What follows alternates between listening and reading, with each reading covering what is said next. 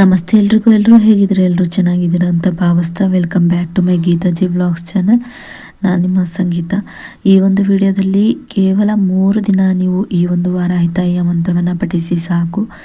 ನಿಮ್ಮ 3 ದಿನಗಳಲ್ಲೇ ನಿಮ್ಮ ಯಾವುದೇ ಬೇಡಿಕೆ ಇದ್ರೂ ಕೂಡ ಖಂಡಿತವಾಗಿಯೂ ಈಡೇರುತ್ತೆ ಅಂತಲೇ ಹೇಳ್ಬೋದು.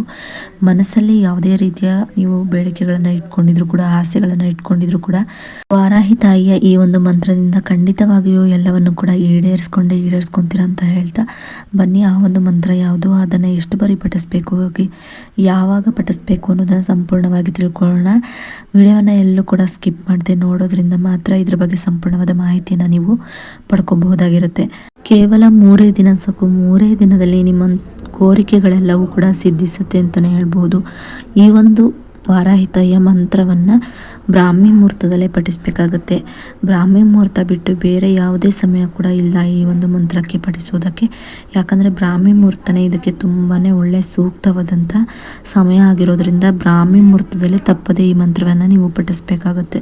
ನಾನು ಎಲ್ಲ ವಿಡಿಯೋದಲ್ಲಿ ತಿಳಿಸ್ತಿರೋ ಹಾಗೆ ಬ್ರಾಹ್ಮಿ ಮುಹೂರ್ತ ಇಲ್ಲ ಅಂದರೆ ಸಂಜೆ ಟೈಮಲ್ಲಿ ನೀವು ಪಠಿಸ್ಬೋದು ಅಂತ ಹೇಳಿದ್ದೆ.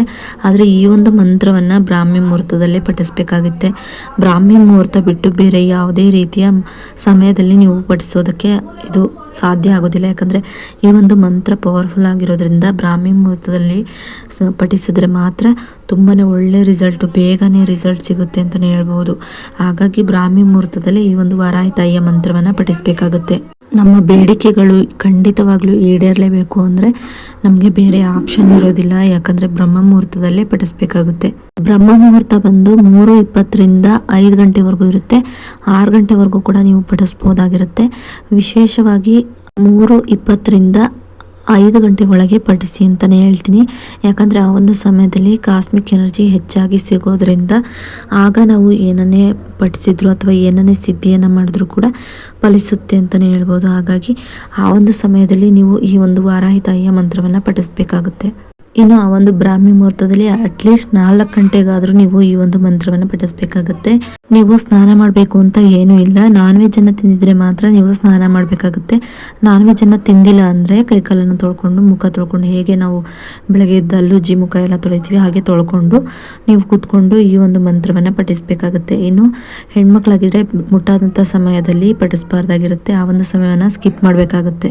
ಬ್ರಹ್ಮ ಮುಹೂರ್ತದಲ್ಲಿ ಮಾಡಬೇಕಾಗಿರುವಂತಹ 3 ಡೇಸ್ ಚಾಲೆಂಜ್ ಆಗಿರುತ್ತೆ. ಹಾಗಾಗಿ ಈ ಒಂದು ವಾರಾಹಿತಾಯಿಯ ಮಂತ್ರವನ್ನು ಬ್ರಹ್ಮ ಮುಹೂರ್ತದಲ್ಲಿ ನೀವು ಪಠಿಸಬೇಕಾಗುತ್ತೆ ಅಂತ ಹೇಳ್ತೀನಿ. ಇದನ್ನು ಮಂಗಳವಾರದ ದಿನದಿಂದನೇ ಶುರು ಮಾಡಬೇಕಾಗುತ್ತೆ. ಹಾಗೆ ಇದನ್ನು ನೀವು ಬ್ರಾಹ್ಮಿ ಮುಹೂರ್ತದಲ್ಲೇ, ಖಂಡಿತವಾಗಿಯೂ ಬ್ರಾಹ್ಮಿ ಮುಹೂರ್ತದಲ್ಲೇ ನೀವು ಇದನ್ನು ಶುರು ಮಾಡಬೇಕಾಗುತ್ತೆ. ಈಗ ನೀವು ಮಂಗಳವಾರ ಸ್ಟಾರ್ಟ್ ಮಾಡಿದ್ರೆ 3 ದಿನಗಳವರೆಗೆ ಮಾಡಬೇಕಾಗುತ್ತೆ. ಅಂದರೆ ಮಂಗಳವಾರ, ಬುಧವಾರ, ಗುರುವಾರ 3 ದಿನ ಮಾಡಬೇಕಾಗುತ್ತೆ. ಇನ್ನು ಈ ಮಂಗಳವಾರ ಮಿಸ್ ಆಯಿತು ಅಂದರೆ ನೆಕ್ಸ್ಟ್ ಮಂಗಳವಾರ ಮತ್ತೆ ಮಾಡಬೇಕಾಗುತ್ತೆ. ನೀವು ಆ ನೆಕ್ಸ್ಟ್ ಮಂಗಳವಾರ ಮತ್ತೆ 3 ದಿನ ಅಂದರೆ ಮಂಗಳವಾರ, ಬುಧವಾರ, ಗುರುವಾರ ಈ ಥರ ಮಾಡಬೇಕಾಗುತ್ತೆ. ನಿಮಗೆ ಯಾವುದೇ ಒಂದು ಮಂಗಳವಾರ ಮಿಸ್ ಆಯಿತು ಅಂದರೆ ಇನ್ನೊಂದು ಮಂಗಳವಾರ ಇರುತ್ತಲ್ಲ, ಆವಾಗ ಈ ಒಂದು ವಾರಾಹಿತಾಯಿಯ ಮಂತ್ರವನ್ನು ಪಠಿಸಿ. ಈ 3 ವಾರ ಮಾಡಿದ್ರೆ ಸಾಕು, ನಿಮಗೆ ಮತ್ತೆ ನಿಮ್ಮ ಬೇಡಿಕೆಗಳೆಲ್ಲ ಈಡೇರುತ್ತೆ ಅಂತಲೇ ಹೇಳ್ಬೋದು. ಇನ್ನೊಂದು ಬೇಡಿಕೆ ಏನಾದರೂ ನೀವು ಈಡೇರಿಸ್ಕೊಬೇಕು ಅಂದರೆ ಮತ್ತೊಂದು ಮಂಗಳವಾರ ಬರೋವರೆಗೂ ಕಾಯ್ಕೊಂಡು ಆ ಮಂಗಳವಾರದ ದಿನ ನೀವು ಈ ಒಂದು ವಾರಾಹಿತಾಯಿ ಮಂತ್ರವನ್ನು ಪಠಿಸಬೇಕಾಗುತ್ತೆ. ನೀವು ಇದಕ್ಕೆ ಯಾವುದೇ ಒಂದು ನಿಯಮಗಳಿಲ್ಲ, ಸ್ನಾನನೇ ಮಾಡಬೇಕು ಅಂತ ಏನೂ ಇಲ್ಲ, ಹಾಗೆ ದೇವ್ರ ಮನೆಯಲ್ಲೇ ಇದನ್ನು ಪಠಿಸ್ಬೇಕು ಅಂತ ಏನೂ ಇಲ್ಲ. ನೀವು ಎಲ್ಲಾದರೂ ಒಂದು ಶುದ್ಧವಾದಂಥ ಸ್ಥಳದಲ್ಲಿ ಕೂತ್ಕೊಂಡು ಪೀಸ್ ಆಫ್ ಮೈಂಡಿಂದ ಈ ಒಂದು ವಾರಾಹಿತಾಯಿಯ ಮಂತ್ರವನ್ನು ಪಠಿಸಬೇಕಾಗುತ್ತೆ. ಹಾಗಾಗಿ ಬ್ರಾಹ್ಮಿ ಮುಹೂರ್ತದಲ್ಲಿ ಯಾವೊಂದು ರೀತಿಯ ತೊಂದರೆಗಳು ಇರೋದಿಲ್ಲ. ಹಾಗಾಗಿ ಆ ಒಂದು ಸಮಯದಲ್ಲೇ ಸೂಕ್ತವಾಗಿರೋದ್ರಿಂದ ನೀವು ಆ ಒಂದು ಸಮಯದಲ್ಲಿ ವಾರಾಹಿತಾಯಿಯ ಈ ಒಂದು ಪವರ್ಫುಲ್ ಮಂತ್ರವನ್ನು ಪಠಿಸಬೇಕಾಗುತ್ತೆ. ಈ ಮಂತ್ರವನ್ನು ಪಠಿಸೋದಕ್ಕೂ ಮುಂಚೆ ಈ ನಿಮ್ಮ ಬೇಡಿಕೆಗಳೇನಿರುತ್ತೆ ಅದೆಲ್ಲವನ್ನು ಕೂಡ ನೀವು ವಾರಾಹಿತಾಯಿಯ ಮುಂದೆ ಹೇಳ್ಕೊಂಡು ಎಲ್ಲವೂ ಕೂಡ ಪಾಸಿಟಿವ್ ಆಗಿ ಈಗಾಗಲೇ ನಮ್ಮ ಬದುಕಲ್ಲಿ ನಡೆದೋಗಿದೆ ಅಂತ ತಿಳ್ಕೊಂಡು ಆ ರೀತಿಯಾಗಿ ನೀವು ಕಲ್ಪನೆಯನ್ನು ಮಾಡ್ಕೊಬೇಕಾಗತ್ತೆ. ಎಕ್ಸಾಂಪಲ್ಗೆ ಈಗ ನಾವು ಆ ಒಂದು ಏನೋ ಒಂದು ವಸ್ತುವನ್ನು ತಗೊಬೇಕು ಅಂತ ಇರ್ತೀವಿ. ಆ ಒಂದು ವಸ್ತು ಈಗಾಗಲೇ ನಾನು ತೊಗೊಂಡಿದ್ದೀನಿ, ಅದರಿಂದ ನಂಗೆ ತುಂಬಾ ಸಂತೋಷ ಆಯಿತು ಅಂತ ಈ ರೀತಿಯಾಗಿ ನೀವು ಒಂದು ಇಮ್ಯಾಜಿನೇಷನ್ನ ಮಾಡ್ಕೊಬೇಕಾಗುತ್ತೆ. ಅಂದರೆ ಕಲ್ಪನೆಯನ್ನು ಮಾಡ್ಕೊಬೇಕಾಗುತ್ತೆ. ನಾವು ಕಾಲನ್ನು ಹೇಗೆ ಮಡ್ಚ್ಕೊಂಡು ಮೆಡಿಟೇಷನ್ ಮಾಡೋವಾಗ ಕೂತ್ಕೊತೀವಿ ಹಾಗೆ ಕೂತ್ಕೊಬೇಕು. ಹಾಗೆ 2 ಕೈಗಳನ್ನ ಕೂಡ ನಮ್ಮ ಹಸ್ತದ ಮೇಲೆ, ಅಂದರೆ ನಮ್ಮ ಕೈಗಳನ್ನ ನಮ್ಮ ತೊಡೆಯ ಮೇಲೆ ಊರ್ಧ್ವಮುಖವಾಗಿ, ಅಂದರೆ ಹೀಗೆ ಒಂದು ರೀತಿ ಇಲ್ಲಿ ನಾನು ಸ್ಕ್ರೀನ್ ಮೇಲೆ ತೋರಿಸ್ತಿದ್ದೀನಲ್ಲ ಆ ರೀತಿಯಾಗಿ ಇಟ್ಕೊಂಡು ಕೂತ್ಕೊಬೇಕಾಗುತ್ತೆ ನೀವು. ಈ ರೀತಿಯಾಗಿ ಕೈಯನ್ನು ಇಟ್ಕೊಂಡು ನೀವು ತೊಡೆ ಮೇಲೆ ಈ ರೀತಿಯಾಗಿ 2 ಕೈಗಳನ್ನು ಇಟ್ಕೊಂಡು 5 ನಿಮಿಷನಾದರೂ ಸರಿ ಈ ಒಂದು ಮಂತ್ರವನ್ನು ನೀವು ಹೇಳ್ಕೊಂಡು ಈ ರೀತಿಯಾಗಿ ಕೈಯನ್ನು ಇಟ್ಕೊಬೇಕಾಗತ್ತೆ. ನೀವು ಬೇಕು ಅಂದರೆ ಒಂದು 5 ನಿಮಿಷದವರೆಗೆ ಆ ಒಂದು ಟೈಮನ್ನು ಸೆಟ್ ಮಾಡಿಕೊಂಡು ನೋಡಿಕೊಂಡು ಆ 5 ನಿಮಿಷ ನೀವು ಈ ರೀತಿಯಾಗಿ ಮಾಡ್ಕೊಬೋದಾಗಿರುತ್ತೆ.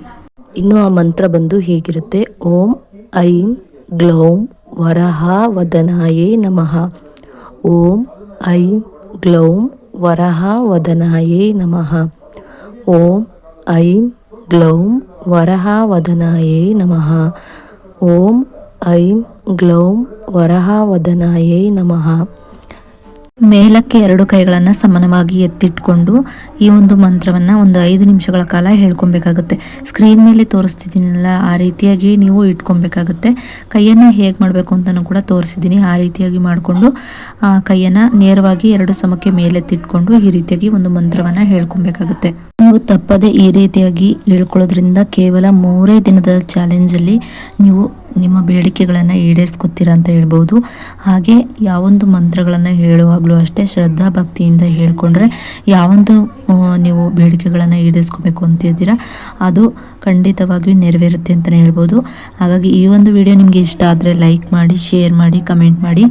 ಇನ್ನಷ್ಟು ಇಂತಹ ಮಾಹಿತಿಗಳನ್ನು ನೀವು ತಿಳ್ಕೊಬೇಕು ಅನ್ನೋದಾದರೆ ನನ್ನ ಗೀತಾಜಿ ವ್ಲಾಗ್ಸ್ ಚಾನಲ್ನ ಸಬ್ಸ್ಕ್ರೈಬ್ ಮಾಡ್ಕೊಂಡು ವಿಡಿಯೋ ನೋಡಿ. ಸಬ್ಸ್ಕ್ರೈಬ್ ಪಕ್ಕ ಬೆಲ್ಲೈಕನ್ ಬಟನ್ ಇರುತ್ತೆ, ಅಲ್ಲಿ ಆಲ್ ಆಪ್ಷನ್ ಮೇಲೆ ಕ್ಲಿಕ್ ಮಾಡಿದ್ರೆ ನಾನು ಯಾವುದೇ ರೀತಿ ವಿಡಿಯೋ ಮಾಡಿ ಅಪ್ಲೋಡ್ ಮಾಡಿದ್ರೂ ಕೂಡ ನಿಮಗೆ ನೋಟಿಫಿಕೇಷನ್ ಮೂಲಕ ಮೊದಲು ಬಂದು ತಲುಪುತ್ತೆ. ಆಗ ನೀವು ನನ್ನ ವಿಡಿಯೋನ ಮಿಸ್ ಮಾಡದೆ ನೋಡ್ಬೋದಾಗಿರುತ್ತೆ. ಇನ್ನು ವಿಡಿಯೋ ನೋಡಿದ್ದಕ್ಕಾಗಿ ಥ್ಯಾಂಕ್ ಯು ಫಾರ್ ವಾಚಿಂಗ್.